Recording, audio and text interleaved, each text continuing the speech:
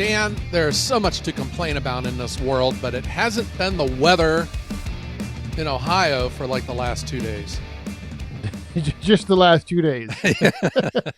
It's been firewood weather, overcast and chilly. Yes, it's cooled off up here as well. It was Uh-huh. nice, breezy, not like mid 70s.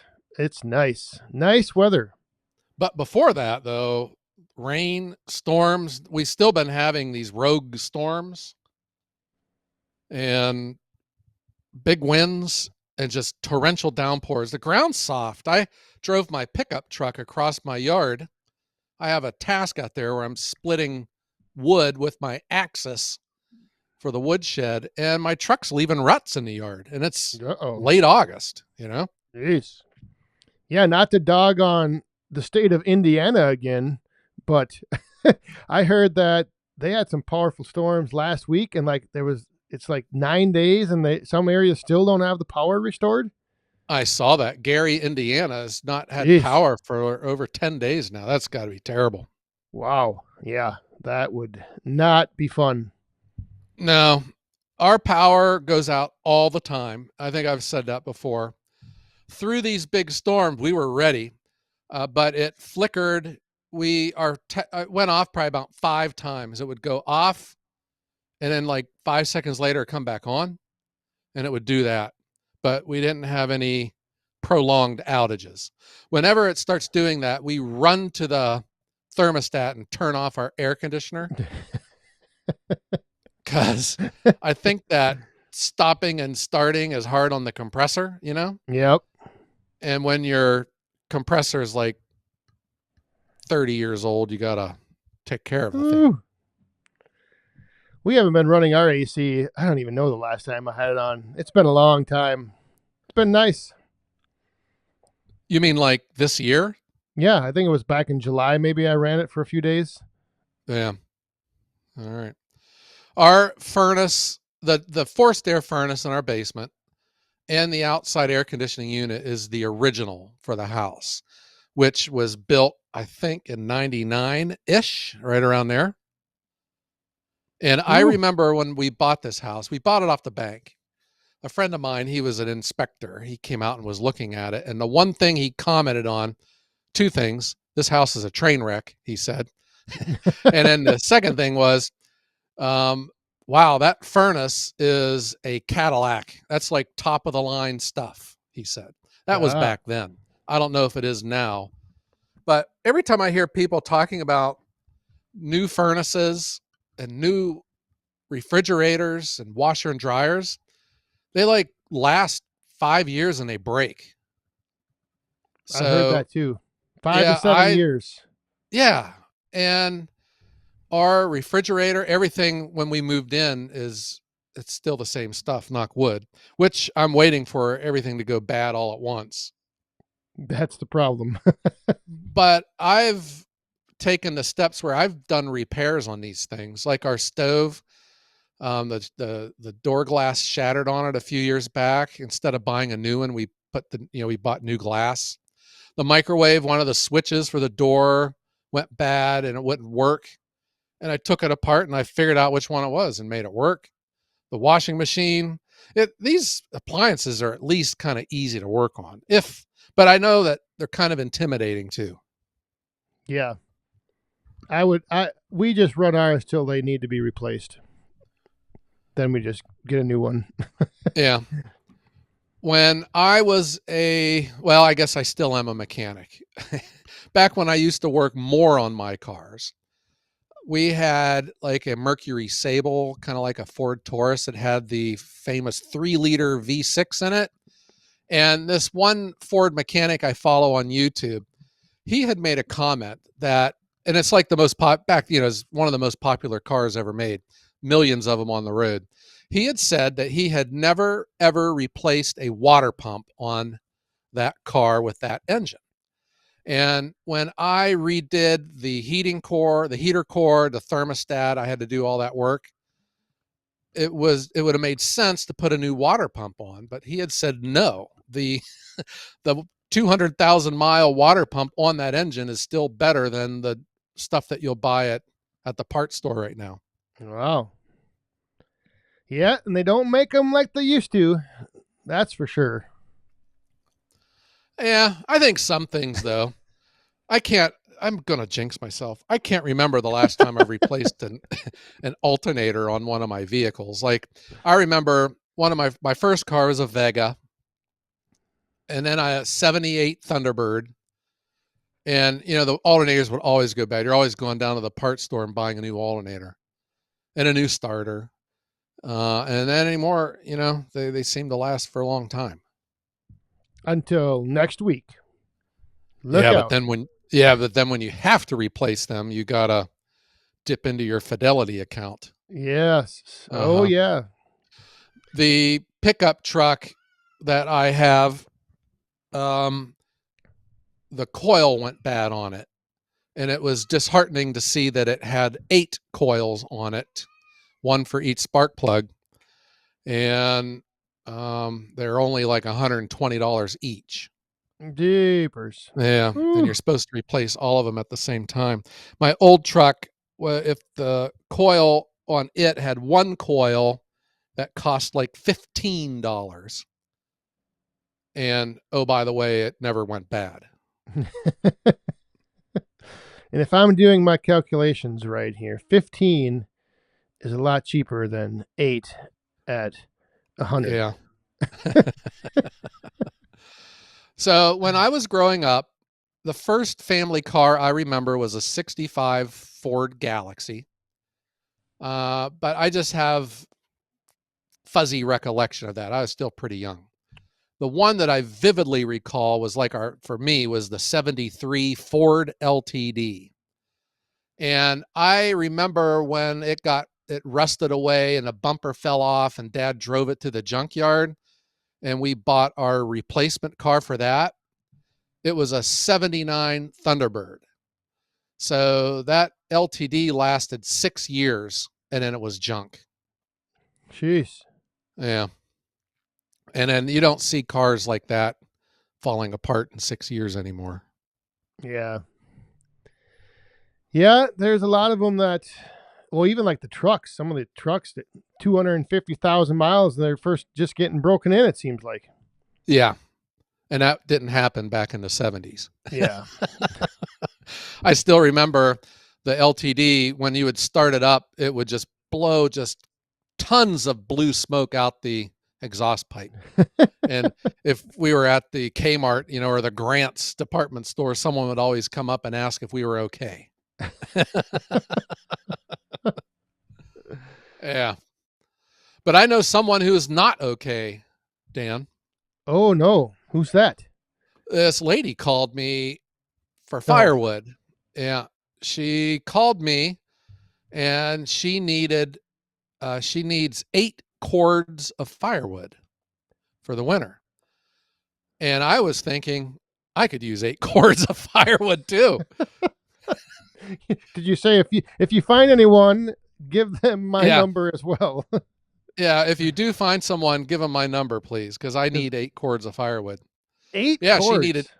Whew. yeah, 8 cords. She lives out in the country. And it's kind of like, I just know my area. When I know a call's coming in from like town X, I know right away they're not going to buy off of me. It's not. Yep.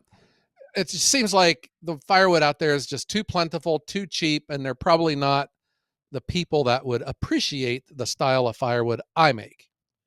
So the moment she called and said where she's from, I was like, this is probably going nowhere. And then she needed 8 cords. So I told her, I said, I'm probably not the right service for you. I mostly sell to restaurants and people that cook with wood, which means our wood is split real small and it's very expensive and it wouldn't make sense for you to buy wood off of me. And she's like, oh, well, that's, thanks for letting me know that. And I said, I kind of know of a guy who is friends with this guy whose brother-in-law makes wood out your way. Maybe check him. I always try to help him out. Yeah. Yep. Yeah. But she wanted eight cords of firewood. I was like, oh my gosh, good luck with that. Yeah, that's a big order. But at That least is a huge order. she's ahead of schedule. Like she's not waiting until the first frost Yeah. to order. But I thought that, emphasizes my business model because I can live off of 8 cords a month selling, for a month, not just from one delivery or from Yeah. one customer. When you think of what you're charging for it. But um, the problem too that she is finding that the person she bought wood off of in the past isn't doing it anymore. And I know in my area, the one guy that I used to buy wood off of, I just got away from him. I drove by his place the other day. He used to have 20 triaxle loads of logs all piled on his land, and he would just chew through them, and then another 20 would come in.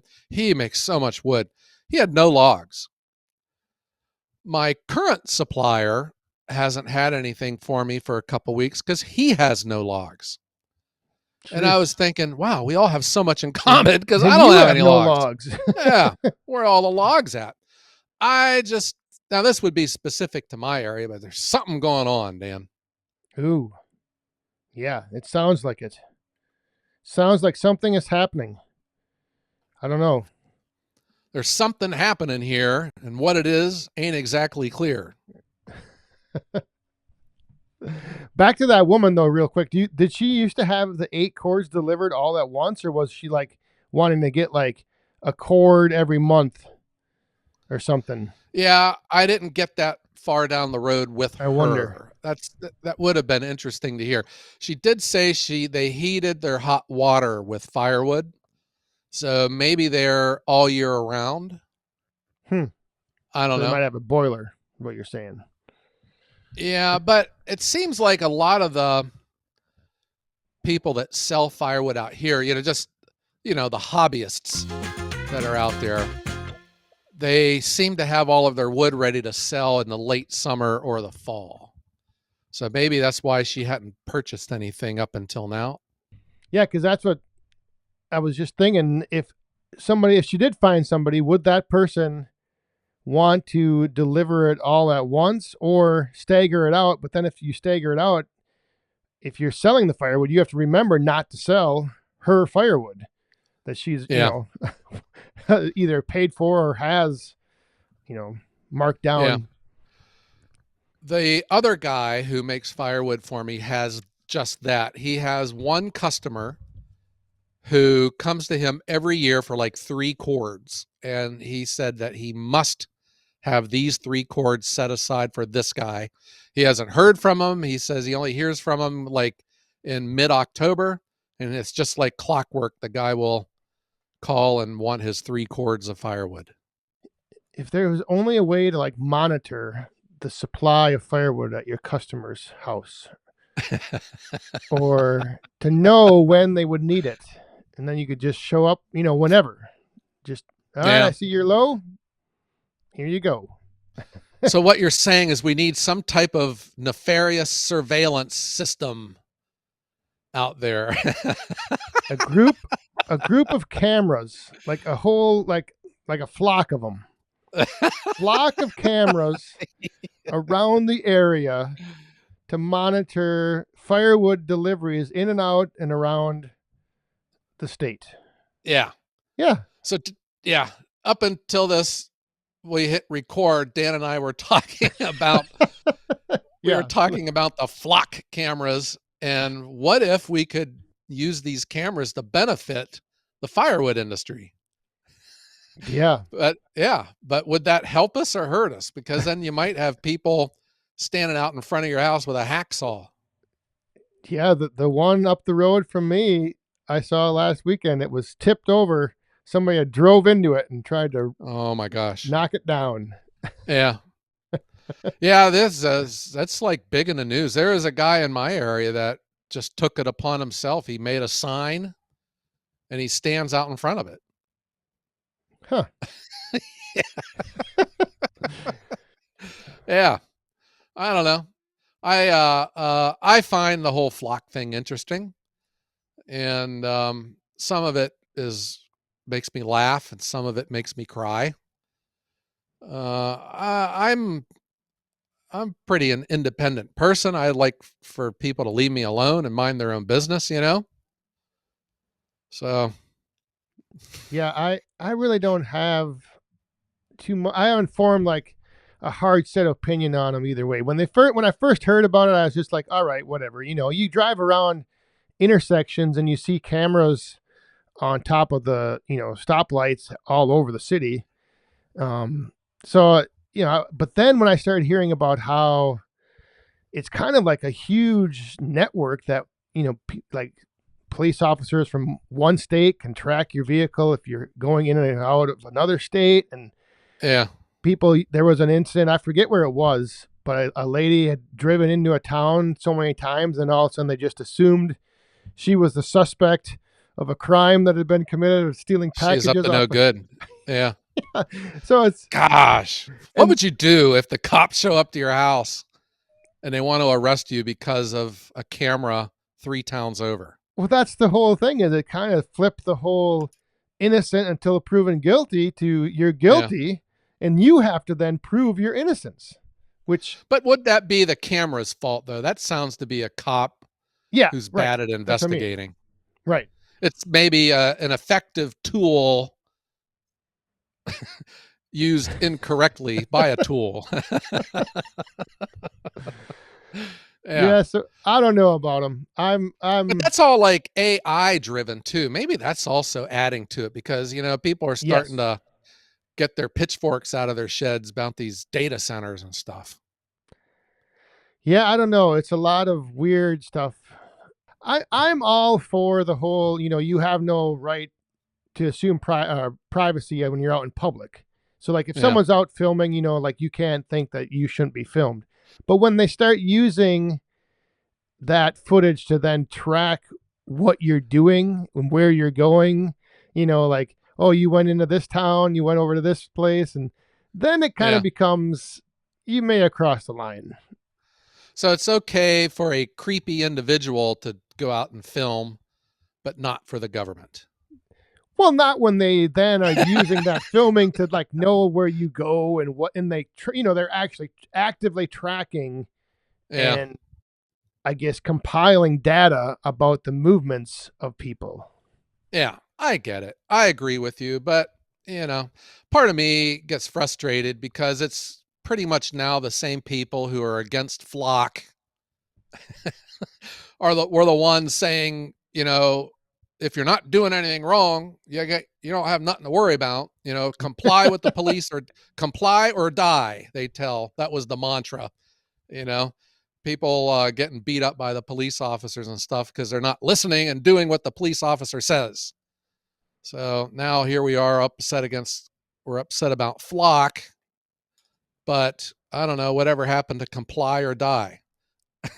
I Yeah, of I don't course know. don't I of course don't agree with any of it. So I'm a free thinker and I have my own opinions, but that kind of stuff amuses me.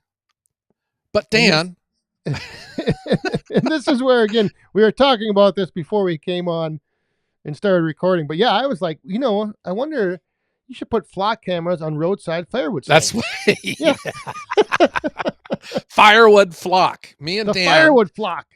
yeah, me Yes. and Dan are going to start our own side hustle called Firewood Flock. So our cameras will not only monitor what your competitors are selling and how much they're selling, but we are going to monitor if the delivery vehicle is hauling the correct quantity and the moisture content. Yes.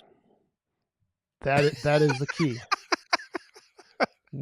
And then we'll be able to tell you when that delivery is heading your way whether or not it's the right amount. Yeah, the right amount. If it's seasoned, ready to go. I don't know. I think we're on to something. I think we It would are. be it would be like it's some of these warehouses now. They're called RFID, radio frequency identification tags. It's kind of like when you walk out the store and the alarm goes off. Yep. It's something like that. And it helps stores cut payroll because when they just bring the pallet of merchandise through the doors, it reads everything and puts all of those items into inventory. So why can't we have something like that with firewood flock cameras, Dan, where a dump truck's going down the road, but we can still monitor exactly what's in it and where it's going. We can use that to undercut the customers of that business and win that business and then rule the firewood world. We could Ooh. start a firewood mafia. And we could also go to the level of the log trucks. What you were just saying, like, where are all the logs? Where are the Yeah. log trucks going with all the logs? Yeah. So then you could just say, what the heck? Where are all the logs at, Joe? And I was like, well, let me log into my cloud-based surveillance solution here, and I'll tell you where they are. Does that mean we need to put cameras up like in the forest, in the woods, so we can see the Well, tree getting cut down where do we and then draw the line, Dan? track The more track it on the truck? Where does that truck go? Where does that log flock, end up? yeah, comply or die. We'll put these firewood flock cameras everywhere. I'll put it in the fireplace. We need to know where the logs are. And then once those logs are turned into firewood, Yeah. where are those splits going? Well, I know where the firewood flock camera would not need to be, and that is in my wood yard, because my inventory is. I walk into my wood yard and I hear crickets. In other words, there wouldn't be much being sent to the servers from the camera hanging around Ohio Woodburner's yard. Yeah, it would save space. It would save gigabytes on the cloud drive. Yeah. They would send me a letter that says, looks like you're flocked, Joe. Your yard's got no wood in it. Oh, Yeah. Well, Dan, if I had a firewood flock camera, I would put it out in front of your house. in front of my house? Well, Yeah, you'd be I saving would space want there to. too. Yeah, I would want to watch my favorite hobbyist making his small firewood deliveries. Well, I just deliver it right to the end of the driveway, so I've got an easy delivery. Yeah.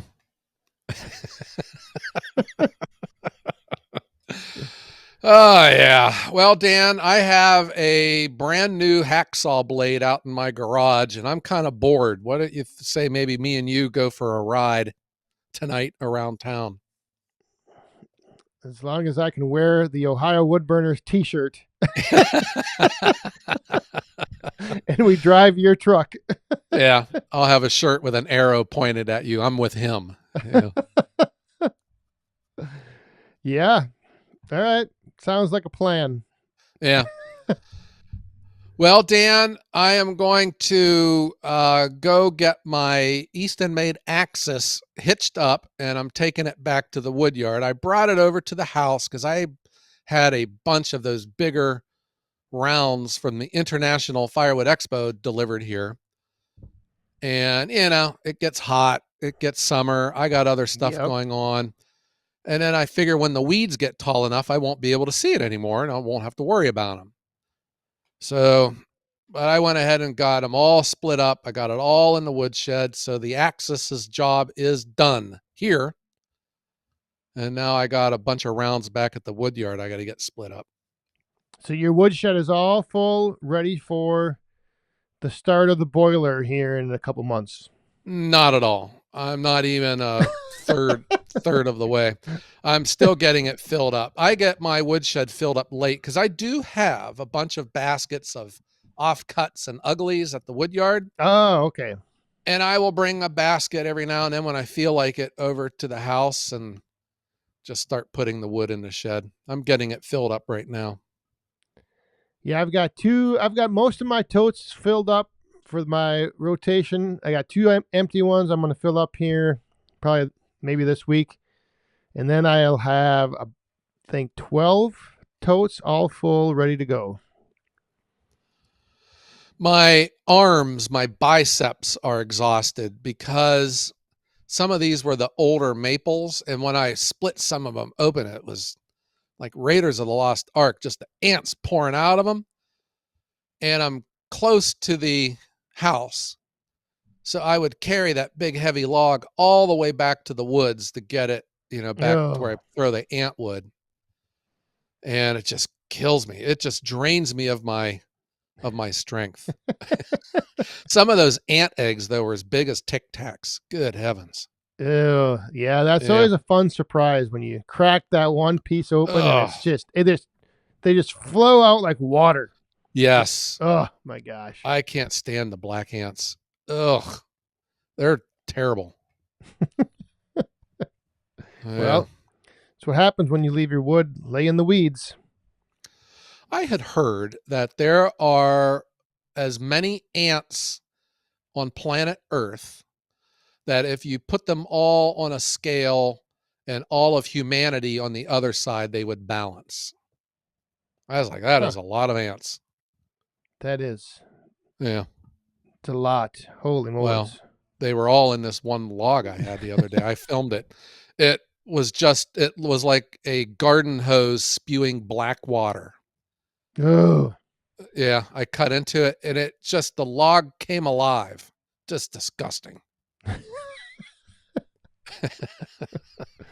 Did any pour down your leg or into your No, shoes? they didn't get on to me. They didn't get on to me. Oh, that's good. Yeah, but the hornets got on to me. Oh, Had there been a Firewood Flock Camera in my yard, I would have sold that footage for. It would be crazy man dancing in woodyard. there would be another benefit of the firewood flock.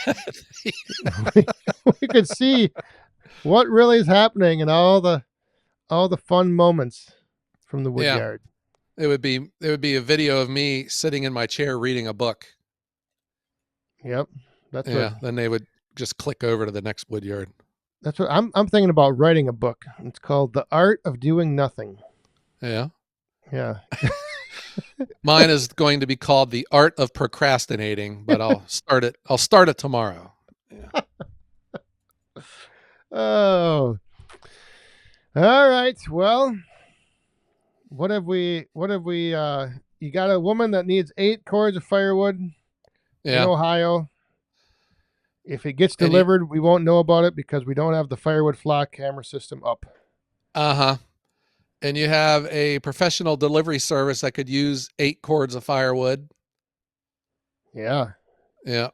But you wouldn't know because you ain't putting one of those flock cameras in my yard. We'll just tune in to see when the logs show up. Hopefully soon. Hopefully your log supply. I don't know. Well, I've had some promising updates, but until it happens, I will continue to stress. Have they increased their delivery fees? Yes, they have. Oh, yes. Yeah. It is. Well, I'm no good at math. It's just a lot more than what it used to be. In the old days, before all this craziness, a triaxle load of logs, the going rate was $600. Whew. And what is it now? Not $600. A lot more than $600. Yeah. It is. I don't know what some people are going to do. And that's what makes me wonder about my one guy. I haven't talked to him in a while, but he had no logs up there. He's either done with it or he's going to ride this year out. I don't know. But like from my experiences, prices don't ever come down. Yeah. That's the tough part. Yeah. Wages have to go up. That's the way I see it. You never price, these guys, remember back with the fuel surcharges, that was the first thing that started about 8 years ago when gas started going up. Fuel surcharges. Yep. Well, gas went back down, but the fuel surcharges stayed on there. Yep. So prices don't go down. Right. Or they eliminated the surcharge and then they just made your price, they worked it right into the price. So you don't have the surcharge Uh-huh. anymore, but it's the same. It costs you the same. Yeah. Well, the thing is in business is I just raise my prices, but I kind of got a sense, an internal sense that I'm at the upper edge of squeamishness right now. So I Right. don't know if Because I if can go any higher. you raise your price, keep raising your prices, and you will have a lot of logs sitting in your yard. Which I think that would be a good social experiment because I think that you could never have leftover firewood. I bet you'd still sell it. Probably. Yeah. But it's just now with my profit margin that I've lived with, it's starting to erode. And that only leads one solution to cure my problem, and that's I can't touch my firewood anymore. Because if I touch it less, then I'll make more money. There you go. See, that's all you gotta do. Uh-huh. Raise prices? Heck no, just quit touching it. Quit touching the wood. Dan, I am the brains of this operation, I tell you. All right. Well, Dan, let's go. I got to get my ladder out and get my hacksaw. We're going to have some fun Yep. around this town. And how about while we're doing our hacksawing, let's strike up the band. Strike up the band, and thank you for tuning in to another episode of the Woodhounds, the #1 firewood podcast in the world, even without our flock cameras. Yes. All right, Dan. Well, let's tell everyone out there to don't be flocked. Yeah, because you might find yourself being flocked. Yeah. But maybe at the end of the day, though, you can have a great day.